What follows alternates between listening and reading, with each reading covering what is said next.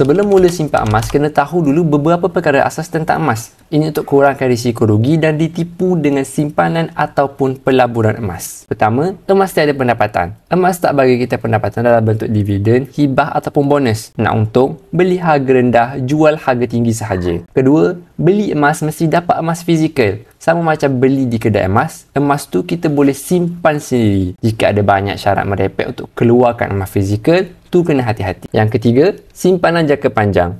Emas sesuai untuk simpanan jangka panjang iaitu 2 tahun dan ke atas. Jadi tak sesuai beli emas guna duit yang nak dipakai dalam masa terdekat. Keempat, sejarah 20 tahun harga emas menunjukkan harga emas naik purata 10% setahun. Harga emas biasanya naik dalam jangka panjang sebab inflasi dan kejatuhan nilai ringgit. Yang kelima, beli emas, duit tak habis. Emas juga duit. Bentuk je berbeza.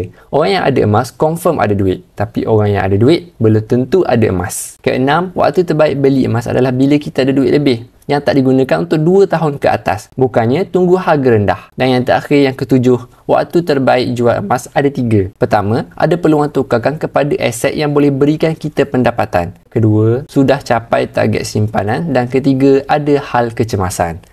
Semoga podcast saya bermanfaat. Teruskan follow saya.